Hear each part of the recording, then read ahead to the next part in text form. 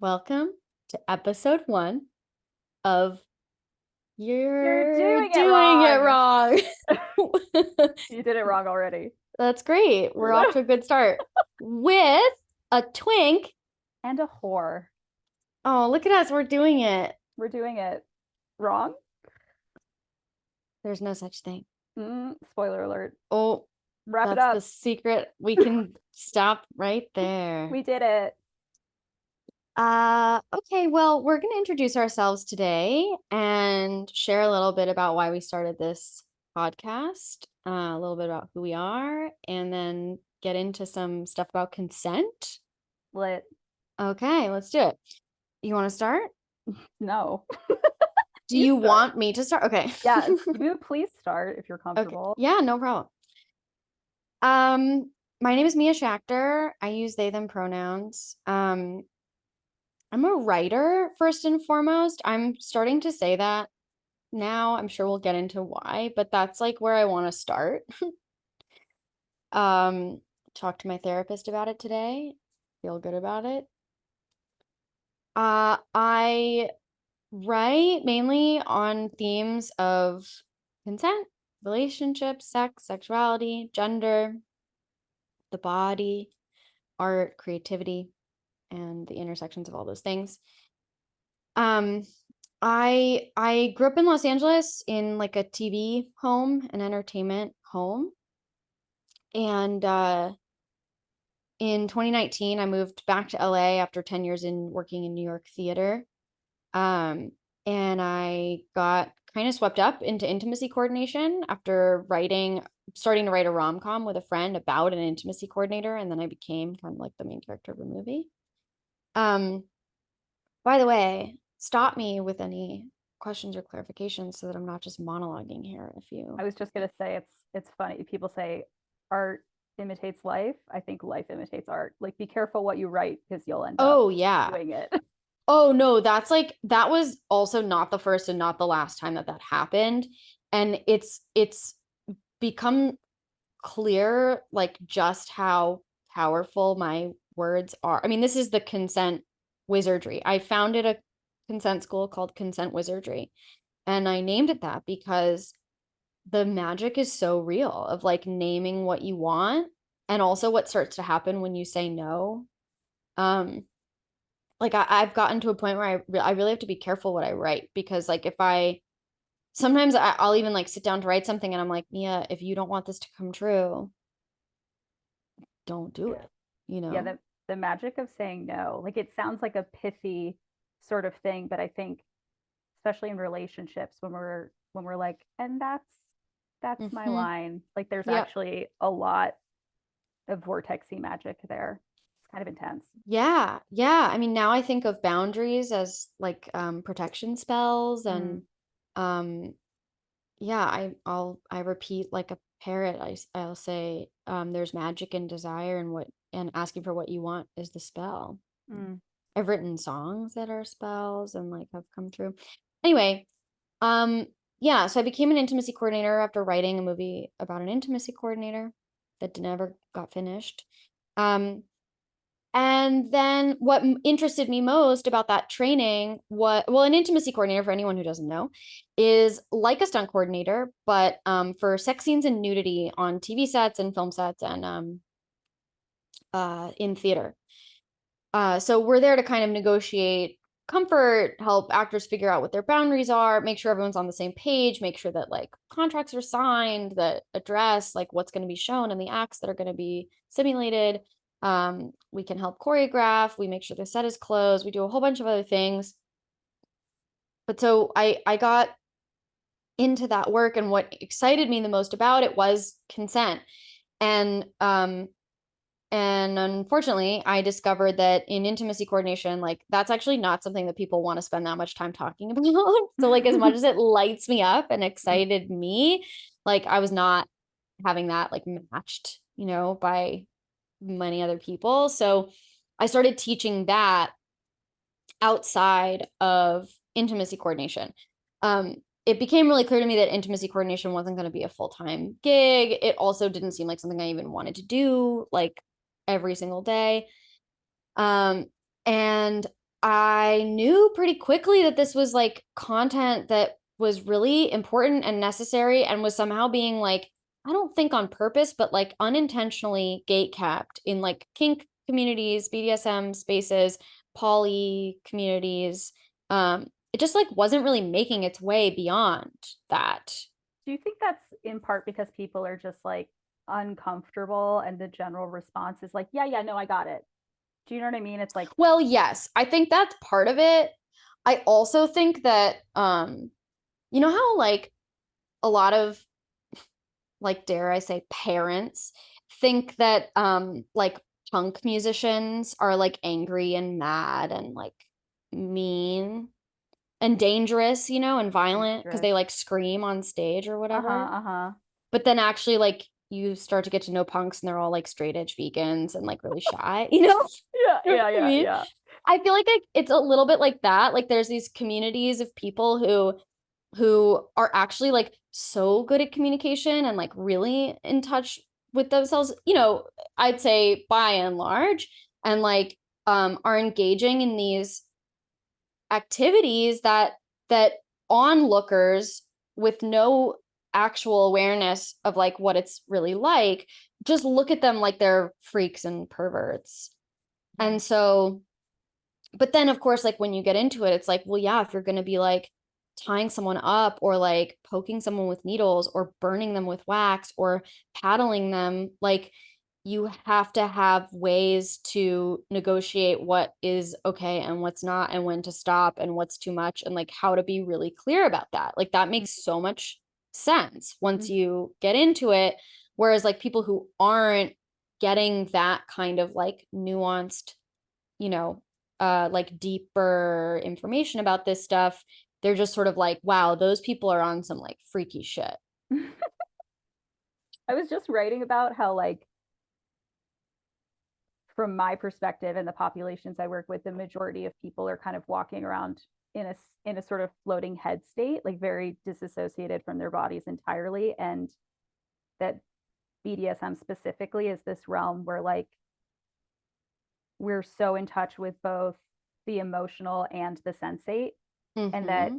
somehow that really allows for like a better alignment of brain and body, and that shows up as Yeah, having like specifically like a more authentic sexuality as yeah, opposed to like the floating head where it's sort of like why aren't my genitals working the way I want to, and it's like well right. yeah. Well it's because you've been just like looking at what you see on Mm-hmm, TV or read in magazines or seen mm-hmm, in porn and you're just kind of like oh that's what I'm supposed to do. mm-hmm. Yeah. Yeah. Okay, so I was really interested in this material but it was not really part that much of like it was like this kind of like track running in the back of my mind at all times like I was constantly navigating consent and boundaries and like using this language and using this practice but it wasn't something that I got to like um consciously engage other people in if that makes sense. I think that'll become clearer as we talk more about this stuff but like you know that like I can ask you how you're feeling about something and know that I'm choosing to ask you how you're feeling instead of asking you if you're okay because that's like part of my consent practice. It's easier for you to tell me how you're feeling than it is to say no, I'm not okay. Mm. Like I know that, so I'm utilizing that tool in my toolkit, but I'm not telling you that I'm doing it. So that was going on TV sets, but then I started trying to figure out how I could bring this to like a wider audience. And I knew like I felt very sort of purposeful in like, okay, I have to make this as like widely available and accessible as possible.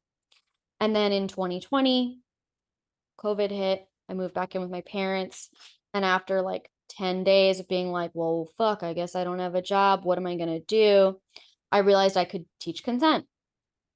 So I started doing that online. It kind of snowballed.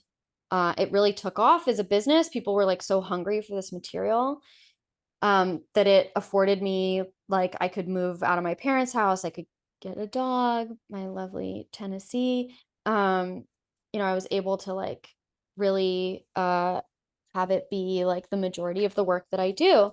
And now I've written articles about it. Here's where the writing part comes in. You know, my Instagram functions as something of a blog. I'm writing a book. And I now also, my work has sort of taken me back to a lot of creative pursuits. I'm writing a musical. I write music with a lot of these consent principles. I've found consent to be incredibly freeing for creativity. And now I work one-on-one with people. I teach group classes. I consult with companies. I run Share the Load podcast. I run Consent Wizardry. I intimacy coordinate. Yeah. Okay, that's a lot of things that I do. I guess they You call do. that a multi-hyphenate. You're multi, but what I get envious of when I hear you talk about your work is I'm like, this all seems to fit in this container. You know what I Yeah. mean? I feel like Yeah. I'm like, I have like different Tupperwares. I don't see that for you though. And Yeah. we've talked about this a lot. I think like, there was this thing that we both grew up with that's Mm-hmm. like pick a thing, be good at that thing, and then do that thing for the rest of your life. Mm-hmm. And that's just not realistic for millennials. And it's also boring. Um, but so I think what I've learned, my like spin on that is not like instead of trying to get,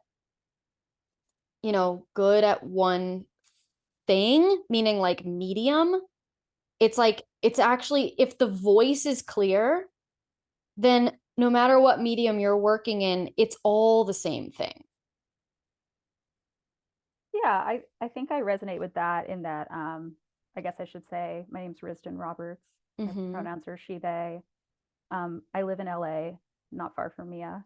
Mm-hmm. Um, and I guess from that perspective, like my work has a lot to do with um, divesting from right and wrong, specifically. Mm-hmm. Fighting Yeah, binaries. yes, specifically in the realm of um, sexuality. And so, what that looks like is I'm a surrogate partner or an intimate partner surrogate.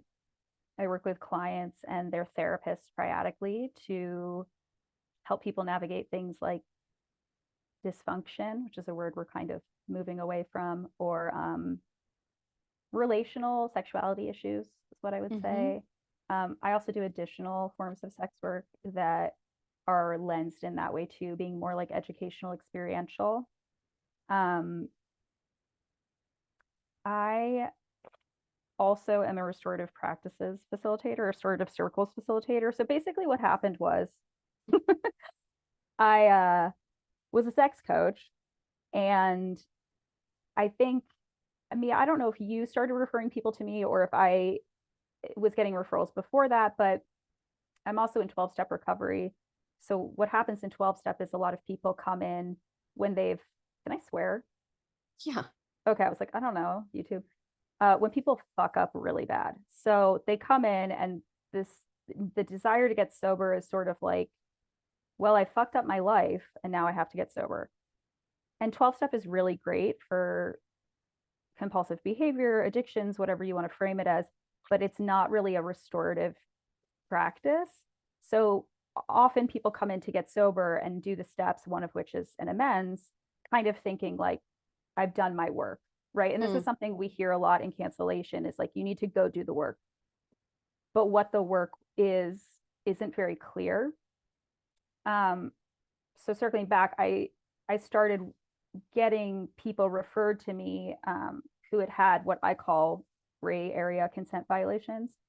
I don't work with people who where the law is involved. So like if there's an actual charge or somebody's been arrested, like I can't work with them, and that has come up in my work. But where there's sort of non-disclosure things happening or harm has occurred intentionally, unintentionally, that's sort of where I can step in, like interrelational and usually sexual harm. Um, and in doing that, realized that what my clients really need was an education about what consent is. So then I took Mm-hmm. Mia's course, and I facilitate restorative circles and practices, and I help people sort of walk through and navigate with support the experience of being canceled. And I really view that experience, people kind of hate the word accountability in the anti-cancel circles, but I really view it as an opportunity to reflect on, sounds kind of cheesy, but reflect on what leadership means and get really clear on people's visions and their boundaries, and just a period of introspection to kind of like move forward. And also a lot of it has to do with conversations around harm and conflict. When you say visions, what do you mean by that? I've noticed that, you know, one of the things I like to say is it's not if but when with cancellation. Yeah, Like, I'm with you on that. yeah, like, do you have an Instagram? Okay, Right. well, I know. it's if but when. And I think I've told you too, my mother always jokes, she's like, God, I want to get canceled so bad because she's just like, I want to go live on an island, you know. But obviously that's not really what the experience is like. So what I find is that a lot of people who get canceled, the people who are referred to me, sometimes they're larger scale public facing, but usually they're kind of more niche public facing figures, and they have a leadership role in their field, whether that's like they're maybe like somebody who teaches or educates people, or I don't know, like has a class or something, or they speak on a subject, they might be an activist. So that's sort of deep in who they are. And so a lot of our work is sort of figuring out like, what is it that you really want to do? Like, what's the service about? Because I think sometimes people being public facing can get inflated as sort of grandiosity. But what I often find is that people are in those fields because there's something they're passionate about, they want to be in the conversation of, and they want to support and move forward. It's bigger than them. And so part of the loss of cancellation is no longer being able to participate in the niche realm that they were in. Yeah, maybe it's often something kind of obscure, like this is, I don't, like modernist poetry, you know what I mean? And it's like, I'm just thinking of something, I haven't had a client in that field, but you know, something a little nichey where like they have a lot to offer and give, and they've frankly fucked up. And so we need to get clear on healing the harm they have caused and also how they want to move forward, basically. Yeah. Yeah. I think I mean, this is sort of taking us into like our approaches, I guess, to this work, which I think is we can start that now. Sure. Yeah, I think I really liked what you were saying about like, you know, how do we heal and then move forward? Because I think that's like really integral to my approach to this work, is like not dwelling too much on the past. And I really have a deep belief that like I really don't believe in punishment. I think that a lot of what's missing is, you know, it's education, it's like media literacy, it's self-knowledge, self-awareness, usually like feelings of worthiness. Like that's so often what's going on. And I don't really think that punishment is an effective tool for change. So for me in this work, it's a lot more about looking at like, well, it happened. So rather than trying to get to like the truth of the matter of what actually happened, which often is like up for debate. Because I also, you know, I have like pretty deep beliefs around like perception and like shared realities. And I don't really, you know, I think that reality is like pretty subjective. You know, two people will tell you the same story and like the truth is somewhere in the middle there. I think a lot about like the space between, and that also I think ties in with these ideas of binaries, you know, that like if we're really kind of undoing binaries, then we're looking to undo the victim abuser binary, good, bad, right, wrong, man, woman, religion, science, yes, no, like all these things, you know, I'm like really, really interested in that space between, which I think is reflected also like in my identity as a non-binary trans person. Yeah, so Wow, I went on kind of a little loop there. I loved it. I went with you. Yeah. Oh yeah. So like looking forward, um, I think there's so much like if I really I do believe that like if we stopped trying to use like blame, like if we can learn to like recognize the impulse to blame and then like not try to punish or get revenge, to extricate blame from our sense of justice. Like if blame is not part of how you understand justice, then what are we left with? And for me, it's like I would so much rather invest resources, whether it's time, money, energy, into how to heal and how to prevent these things from happening again. I would so much rather put those resources into that than towards who fucked up, how they fucked up, why they fucked up, and how to like vanish them from society. Yeah, I think, it's funny you were bringing up binaries, and I remember we had this conversation about wine and how when you first learn about wine, it's like Yeah. there's red wine and there's white wine, and once you sort of learn more about wine, it almost becomes, it's like, okay, there's these five major varietals of red, and then there's these blends, and then there's these regions, and then you start to learn about Italy. And the literal soil that it's grown in and like what side of the mountain and how much Yes. sun it gets and How much rain was there that year? right. 2012, great year for Napa Pinot because it rained a lot, like Right. it's frankly, it's exhausting. And Right. It's so much more work to learn with that level of nuance. right. It's like the literal plasticity, the brain has to like expand and grow new neurons and stuff. And it's like, Yeah. it's tiring. And so yeah. No, I just have I'm like this is so exciting to me. There's so the another like metaphor that I've used for that is like I took a painting class in college and it used to be like red, orange, yellow, green, blue, purple. And then once I started to learn about color theory, then it was like, oh, that blue has a little more green than that blue, which has a little more purple. That shadow has a little bit of orange in it, and that shadow has a little bit of pink in it. And like when you mix them together, it does this. And all of a sudden, through learning that about color theory, literally like walking out my front door, the world had more color in it. It was so much more vibrant. And I feel that way about gender. Like you can begin to see, if you are willing to look, all of the space in between. And it's so much more exciting. It gives you so much more like subtlety in your life if you can see the gradations. But you're right, it takes a lot of work.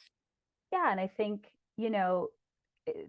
when you talk about blame and punishment, I think part of that triangle is the desire for revenge, which is Yeah. like really human. I think it's unfortunately sort of innate to who we are. Yeah. And at the same time, we all know logically, because we've most likely been exposed to stories about this, that like it doesn't abet the suffering. Like if, Right. and yet we still crave it. And I think they're tying it into this binary thing. It's like doing a restorative process is like, it's tiring. It's Yeah. involved. It involves nuance, whereas opposed to being like, put that guy in the street and publicly flog him. It's an easier place for my brain to land. Yeah. It doesn't really make me feel better. I still desire it. Right. It's this false sense of safety, I think. Okay, there's two things I want to say about that. One is that there was this study done a while ago on the brains of London cab drivers. The city of London is not on a grid. It's absolutely insane to navigate. And in order to be a London cab driver, at least until there was GPS, I don't know what it's like now, you had to learn the map of London, like the back of your hand, as they say. And they studied these guys' brains and they discovered that they had larger hippocampi in their brains. That's an area of the brain that does a lot of things. But in this study, they were looking at the way that growing your internal brain or map actually grows a part of your brain. So I have to imagine that there's like something that happens physiologically to your brain. If we can get a neuroscientist to listen to this and help us do a study on this, like what happens to the brain of someone who studies color theory or is non-binary, or like, you know, someone who occupies this space between, or like has worked towards finer gradations of like, yeah, you know, like a sommelier being able to taste like this wine has a little bit of cherry in it, this one has a little bit of cedar, but this one has a little bit of pine, and this And one has a little the tobacco. people who are like masters of wine can literally taste something and tell Yeah, you I like know. what year the grapes were grown and when it was. It's like what? Like it's Yeah. crazy. I used to be able to drink coffee and tell you whether it was a blend or a single origin and where it was from, and usually Okay. even like what was in the blend. I can't really do that anymore. The second thing I wanted to say, was that punishment is profitable. Incarcerating people is profitable. So there's a way that I feel like a lot of the way that we punish people publicly that comes that seems to be outside of the prison industrial complex, outside of cops, the police force. Like I don't see it as outside of that. I see it as an internalization of that. And it's because it's profitable. So like we're being told that if someone gets punished, that's like for the betterment of everybody, when really I think it's because somewhere along the way someone's going to make some buck after off of that. I read this interesting thing. I think it was from this book,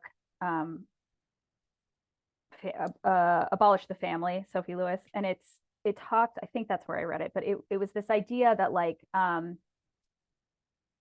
people on the right are hyper individualistic. It's a lot about personal autonomy. A lot of the conflict is around like don't tread on me, for example, whereas the far left, which is the circle I identify with, is very much about the collective, which is and somehow I think in opposition and through Yes. binarization, being like, well, if we're an opposite to the right, that means we all have to get along. We all Right. have to be on this, we all have to have the same thinking about it. It has to be very homogenous. So if somebody steps out of that circle or does something incongruous with what we've all decided is like the collective belief system, then they can't be in the group anymore. Instead of it being like, oh, this is just a group of punks and weirdos and Marxists who are like trying to make it work, and we're human beings, and like the collective is more important than the individual is like actually the takeaway, and we have to make room for people fucking up because we're humans and all we do is fuck up all the time. Yeah, but then remarkably, it's all gotten so twisted up and backwards that when a lot of people, especially famous people, experience cancellation, it's the people on the right, the far alt right figureheads who reach out to them saying, "Come over here, we'll accept you just as you are." Right. It is interesting because it's this idea, it's almost like they're also reacting to being policed, but in a different way. Does that Yeah, make I mean, sense? everyone thinks that everyone else is a fucking fascist. Like that's the way the political discourse has gone. Like at this point, it's like we're all fascists in some way or another. You know, the fascists on the left are telling us that we can't say this and we can't say that, and that you have to do 47 minutes of like what you call leftist pillow talk, Leftist pillow you talk. know, before you can start the class, and then you have 13 minutes left in the entire class. Yeah, it drives me nuts. Or it's like the same people who are saying like you can't say crazy or insane, and then they just come up with like a bajillion other words to say those things, like she's unhinged, or he's nuts, or you know, off their rocker. And it's like, okay, those are like it's just synonyms. You're saying, like, I remember, you know, you can't, I mean, and I'm also like, I don't use a lot of these words because of my personal choices not to use these words, but like, I don't use the word retarded, for example. Mm. But I had a roommate who like, you know, didn't want to use that word. And so she just would start to refer to people as special needs. And I was Wait, like, you're just saying the exact same thing. You just are saying that you're not allowed to use this one specific word, but the intention behind the word that you're saying is the exact fucking same. Yeah. Like, how is that better? Is that better? Are you asking me if that's better? No, hypothetically. Like, I don't think so. No, I don't think so either. I don't know, whatever. There's also some stuff in there that's like, well, why are we determining who is what? And like, there's judgment in there, right? Like, you're saying that this person is like an unreliable narrator of their own experience. And if that's what you mean, you can be specific in other ways and like, da da da da. But well, anyway. It also makes me think, just briefly, like you, I forget exactly how you phrase this, but it reminds me of like the disability justice movement. I remember what it was. You mentioned that sometimes like the people advocating most loudly are not actually in that population. And yes. it makes me think about, specifically in disability justice, I've had able-bodied people like correct language for me around like it's person with disabilities. And I'm like, a lot of people who are in that movement who identify as disabled say disabled. Yeah. They don't even say differently abled. That's a thing that able-bodied people have taken on to put kitty gloves on to honestly coddle other able-bodied people. Yeah, like I have a PTSD diagnosis and I'm a recovering alcoholic. Please just refer to me as a crazy bitch. Like, yes, I know I'm chronically ill and I had a fucking tapeworm after decades of undiagnosed chronic illness. I am autistic and I have depression and anxiety. Please call me crazy. Yeah, please. Like, if you call me fucking psycho. You're the psycho lunatic insane lady. I'm like, what? Yeah. Oh, you're neurodivergent. I'm like, shut up. Yes. I am. I am technically, I know. Okay, well, hold on. Let's back up. We were talking about our approaches, and I feel like we probably shed some light on our approaches throughout that conversation. But I want to back up a little bit, and I feel like this has to do with, like, I can like comb through what we just said to find seeds of the approaches. One thing that I find that I feel is really important to my approach is that consent is not about avoiding things that make you uncomfortable. It's about moving through things that make you uncomfortable or even make you feel somewhat unsafe safely. So doing so with attention and care and support, because we all have to do things that we don't want to do in the world all the time. Another piece is that I don't treat people like babies. I assume that you know yourself, which also I would say like has gotten me in trouble. Yeah, in various ways when like I've trusted someone to know what they need, or I've trusted that someone is giving it to me at face value and should be taken as such. And then it turns out actually they don't. You know, that happens to me in relationships, but that's like really not something that I'm willing to let go of, because I believe that a big part of autonomy is like me trusting that you know how to take care of yourself. Yeah, like I think about in poly a lot. There's sort of like I have to take people at their word. Yeah, right. And I can like support you in doing that more easily. I can help be easier for you to speak to in those ways, for you to say no to, for you to ask for what you need. But like at the end of the day, this is really about you figuring out your desires, your boundaries, your needs, and you being able to express them. And a lot of my work obviously is like teaching people how to do that. Because it's easy to say like, just say no, or like just ask, but there's not a lot of information about the why, or how rather. Another big piece is that I don't presume malicious intent. So I don't assume that people show up on a TV set, let's say, like trying to fuck people over or take advantage of people. And I think that's a really unfortunately common, or like unfortunately uncommon thing amongst a lot of intimacy coordinators. They have to put their capes on to rescue people. Yes. Oh yeah. I mean, they've had the cape ready to go for so many years, you know, and someone just finally gave them an occasion to wear it. But it's not just intimacy coordinators. You know, I think it's a lot of people in like who work in consent spaces where it's like, we need to handle everybody with kitty gloves and make sure that everyone is okay at all times. And like, you simply can't do that. And ultimately, like that level of like constriction and restraint and, self-scrutiny stifles vulnerability, authenticity, and creativity. Consent for me has been such an incredible tool for like loosening up the creative spigot and like allowing flow and removing friction. And so I'm so much more interested in like those magic properties of consent than what happens so often, which is like people come to this work and they're like, cool, all these people have done all these things to me and therefore need to get like punished or cut out of my life, really, so that I don't actually have to do the introspection or do the hard work of setting boundaries, of moving through conflict, of having difficult conversations. But you've just like wronged me and therefore fuck you and I'm done. Yeah. So a lot of like trust and a lot of autonomy, a lot of going inward, a lot of like self-consent is really a big part of my approach. Practicing consent with yourself, and I'm sure we'll talk more about that as we go. Yeah, am I missing anything that you can think of that's just like a really obvious part of, I'd say, anti-binary, anti-cancellation? Very much like rooted in the body, somatic, born out of my experience with chronic illness.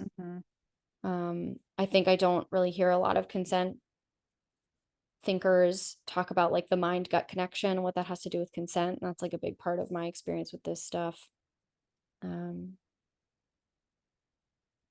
Yeah. Yeah. I guess my orientation, is that the word we're using? I said approach. Approach. But I'll take it. My way of doing the thing. Similarly, I feel like there's a sort of like graciousness with oneself that I think is really important to consent. I think when clients come to me, that what they know about consent usually is that it starts and stops with enthusiasm. So they're like, right. So they're like, well, it was enthusiastic. I'm like, cool. And also, and what I also find too is that in a lot of areas where harm has occurred, either inside or outside of consent, there's often the person is overriding their own boundaries. There's this thing with often. Yes, I use the yes to no spectrum a lot with my clients, your tool, because what I find is that people have often talked themselves into something. And that's where they're in danger. So a lot of it is about teaching them like to the somatics of like getting in touch with like what does your yes feel like? What does your no feel like? How do you know when you're out of, for lack of a better word, alignment or integrity with yourself? And similarly, I also am very invested in divesting from binaries. I think very few people are monsters. I think very few people are, and I am a baby therapist. I'm like in school to become a therapist, and I both through that and in my life, I meet very few people who are incapable of self-reflection and change. Actually, I was surprised. But before I started this work, I thought it was more people. Right. But I'm like, oh, actually, even people who fucked up real bad are capable of change, which is also something we talk about in 12-step a lot. And I think my work is informed by 12-step because I dated this woman who said this to me once. I think it was right when COVID hit. She was like, I don't know why anybody's surprised that we all got COVID. She's like, we literally, because at the end of a meeting in 12-step, you get up, you hold hands, and you say a prayer together because it's a fucking cult. I love it, but it's a cult. And she was like, we literally sit in a room next to like the worst people in the world, like people who have like been accused of and done time for like the most heinous crimes you can think of. And these are people I literally do prayers with. So like, I think I'm able to, and I try to educate my clients about having grace that people can have done horrible things and not be bad people. I also think because of being a sex worker, I meet a lot of baby sex workers, like people who are new to the field. They're usually women, and teaching people that boundaries are not necessarily black and white. They're not static. You can sit in your bed and be putting on your eyelashes and be like, these are my rules for myself regarding what I will and won't do with a client. And when you're actually in a space with a client, there are so many variables you weren't prepared for. Like, what is the amount of money being offered? Do you find this person attractive? Are you wanting to get out of here as quickly as possible? All these things that inform the decision in the moment that aren't present if we just give ourselves hard and fast rules. And I really encourage people, when they move into doing sex work, if that's what they choose to do, to know that like that's how you learn your boundaries. Like, yes, when you have an experience of being like, often I find it's sort of a, that's interesting, and so I'm willing to explore something. Afterwards, sometimes we might have what I call dirty pussy feeling, where you're like, damn, I wish I didn't do that. And that's how you know what your boundary is moving forward. Right. Great information for you. Yes, exactly. But if you don't do it, you don't know. So I think having the grace and kindness for ourselves to be like, this is how I learn. I learn my boundaries in the field. Right. Right. We've talked about this a lot recently, that like you can regret something. You can say, I will not do that again, or I wouldn't do that again if given the chance. You may, wake up in someone's bed and go, whoops. Been there. Yeah, but that doesn't necessarily mean that anyone is to blame. And I think that that's where this like impulse to blame is really important to notice. Like, it comes up when I'm driving all the time, like, you fucking whatever, like, if you hadn't pulled out of that parking spot while I was trying to do this, and like then I wouldn't have had to da da da and slam on the brakes, and my dog fell in the back seat. It's like, you know what if it's just nobody's fault? What if it's just nobody's fault? What if it's just a Trader Joe's parking lot and that's a hellscape? Right. And I'm of course not talking about like intentional. I feel like we have to clarify. Yes. Intentional, like power abusive, intentional abuses of power, one thing. Also intentional abuses of power in the form of sexual assault. Yes. And like, very serious instances of like actual rape where there was like an extreme violation. Maybe piggybacking off that, I just want to share that like my experience as a sex worker, I have learned that there's a lot of nuance in the space of people doing things and not knowing how to ask for things and sort of behaving in ways that are non-consensual without it being assault. Yeah. And do you know what I'm saying? That I'm like, this person is not in their right mind because they're extremely aroused. They're being grabby. They're asking for things that we have determined we're not doing, whatever. Right. But it's not coming from a place of, I want to control you. Right. Or it's erotic for me to override you. It's erotic for me to overpower you. It's not coming from that. It's coming more from like, I call it horny blackout. It's like, your frontal lobe is offline, my dude. Yeah. Like, just grasping. Yeah. To kind of add to that, what you were saying about like finding your boundaries in the moment, I think there's also the kind of like other side of that coin, which is like learning about practicing consent by making mistakes. And how like when you start talking about consent, just bringing up the word consent, a lot of people get really defensive. They feel like you're accusing them of something simply because you literally said the word consent. It's really bizarre. I could give examples, but I'll do that later. So what I think, like a lot of, I think, a lot of people's like neck hair stands on end when you say like a lot of consent is like learned through trial and error. And I think part of the reason why that happens is because people link consent with sexual consent, collapse all consent into sexual consent. Whereas like most consent is taking place with yourself or internally or silently or with other people in interpersonal relationships that have nothing to do with sex. And so there's a way that, I think this is like central to my approach. Something I left out was that consent is not something that you can ever do perfectly. It's going to be different with every person at different times of day, in different situations, whether or not they have COVID, like there's going to be all different kinds of variables, as you said. And also, like, we're beings within the variable of time. Like, something might be okay with me today that's not okay with me tomorrow. And no one else can read my mind and should be expected to know that. I have to be able to communicate that.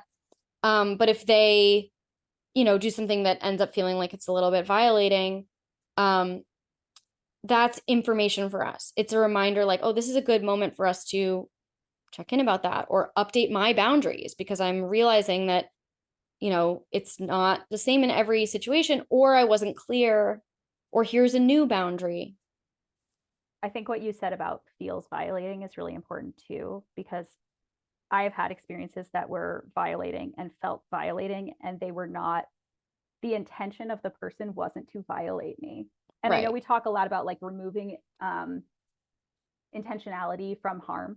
Yeah. And I think we can still address harm and be like, that was fucked up. What you did was fucked up. But I think it's important to remember that it's like, it's not always so black and white.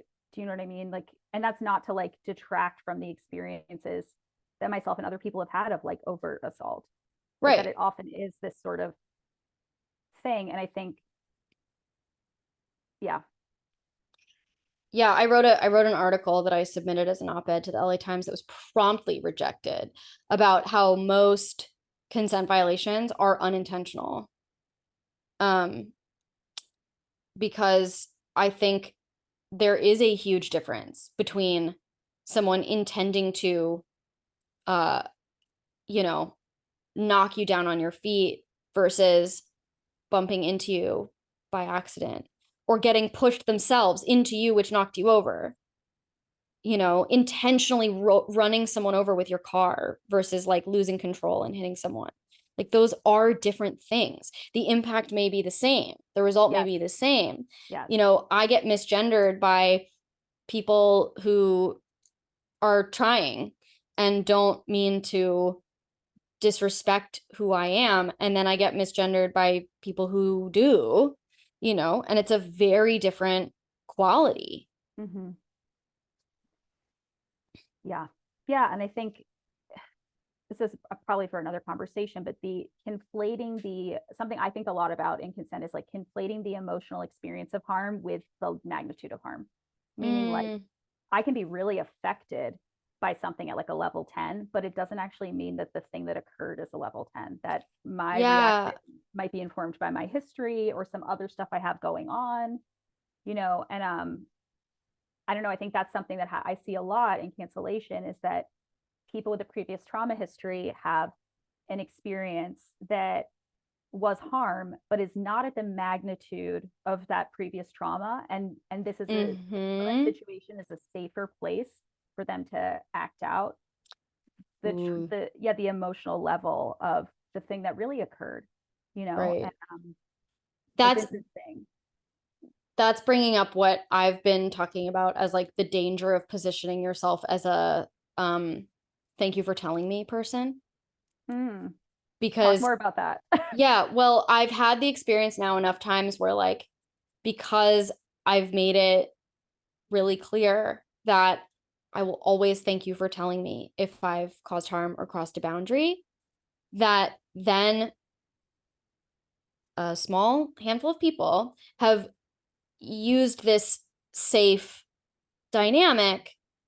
relatively safe dynamic to finally like speak truth to power that they haven't been felt able to because like of fear of retaliation or fear of like someone's anger. But because I've positioned myself as the person who will always say thank you for telling me, I get a lot of trauma like projected onto me. You're offering free Gestalt therapy, basically. People are yeah. Right. Where like the trauma in their past is so great, and this is what you were saying, like, is not at the magnitude, but perhaps there was like an infraction, or there was a way that they felt uncomfortable saying no to me. I wasn't aware of that. And so I you know, accept it. This is the thing that happens most, is that someone makes me an offer of some kind. I say, wow, yeah, that would be great. That's so generous of you. And then they go beyond their capacity, cross their own boundaries to give it to me, and then resent me for it. And because truly they have been seriously taken advantage of in the past, and perhaps, you know, used for their mind and their skills and their talent, in ways that have been like incredibly abusive and exploitative, but they haven't felt like they could say to that person like what was going on, because that person held their job in their hands or whatever. You know, here I am saying, no matter what you say, I'm going to say thank you for telling me. And then that's what happens. So I'm trying to find like, where are my boundaries in that, so that I'm not opening up myself to being the like blank slate on which people can like project all their past trauma. Yeah, you're not the garage door that somebody can practice their tennis serve on, essentially. Exactly. Not to be a total wasp with my metaphors, but yeah, it's interesting, this idea of people overriding their own boundaries, which I think a lot of us have been socialized to do, especially like certain demographics and genders of people. And then the upset, because I've done that before, where I've gone above and beyond and then depleted myself or overpromised, overgiven, and then felt, or then not felt any gratitude from them, not felt appreciated, just felt like they were like, cool, thanks. Yeah. And I actually had this experience recently with my mother, where I referred my sister for a job, and my mother, instead of being like, it was really sweet of you to get her this job interview, kind of like shit on me about it, because it wasn't like a good enough offer. And I'm like, where's my thank you? And I'm like, well, this is actually, I should know now as a 39-and-a-half-year-old woman that like, I can't expect my mother to thank me for anything. Do you know what I mean? Like I continue, it's sort of on me, because I'm expecting a different result with right 40 years of experience. And that's why you're a crazy psycho bitch. You can't do anything right, even get her sister a job interview. Yeah, you're doing it wrong. I'm Risdon. doing it wrong. Oh my God. Okay. This is going a lot longer than I was anticipating, and I think we're doing great. Are we, or are we doing it wrong? No, I mean, we're probably doing it entirely wrong, but that's okay, because how else do you learn? But I did want to make sure that we talked about our approaches, we talked about who we are. I think I wanted to just give like a little peek into like why I wanted to start this podcast with you after having Share the Load for so many years now. I love Share the Load. Share the Load is not over. I found Share the Load starting to feel kind of limiting in a lot of the ways that we were talking about earlier, around like feeling like I had to have this like chokehold on my own throat around my own language, because of the ways that a lot of these conversations are happening online.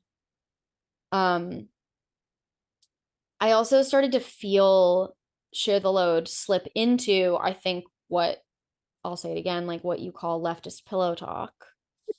And I wanted to give myself permission to like speak a little more freely. And then, you know, you and I have forged a friendship over the last however many months, and it has felt like every time we hang out, we're just kind of like continuing this large, like what I call tree conversations.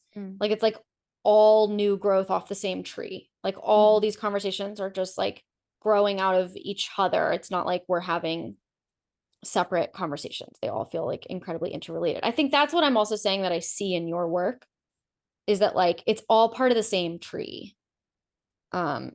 You know, and just like every branch that you have is informed by a different part of your life, whether it's like 12-step or like transformative justice circles or cancellation, or, you know, your one-on-one client work or your surrogate partner therapy work.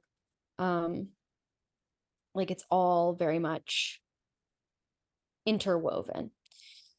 Yeah, so this is a space where I'm electing to be more free with my language and with the, sort of figuring things out as we go, not needing to have things so kind of like thought out before I share them, shirking a little bit of perfectionism.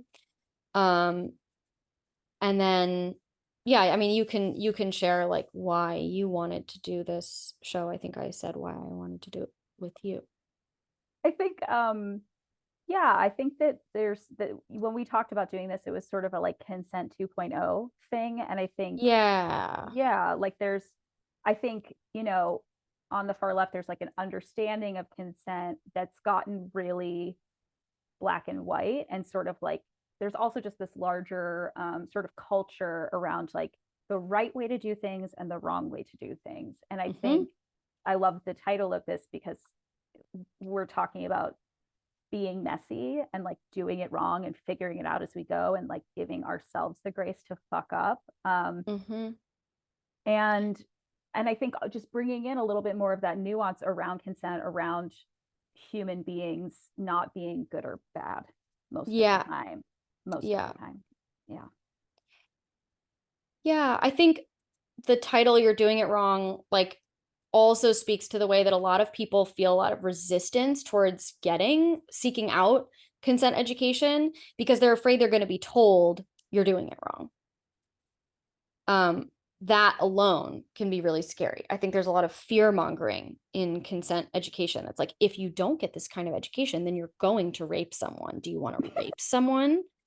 Like that's how it goes. That's how it goes. I mean, it's also very gendered, like men have to learn to take a no and women need to learn to say no. And it's like, well, that's a great way to get women never to reflect on the ways that they are violating other people's consent and boundaries. And holy shit, Mia, you know how I feel. There's nothing more dangerous than a cisgendered woman, especially a white one. Yeah, I hear a lot of my clients are male, and I just watch a lot of coercion and a lot of anger. Yeah. It's interesting. And like weaponizing the gender binary, like you're supposed to be like this, like, are you a real man? Like that kind of stuff. If you don't want to fuck me. Yeah, if you don't want to sleep with me, then there's something wrong with you. Right. It's really fascinating. Or if your dick doesn't work. Right. Yeah. Yeah. Yeah. Okay. Well, I guess in terms of you're doing it wrong, I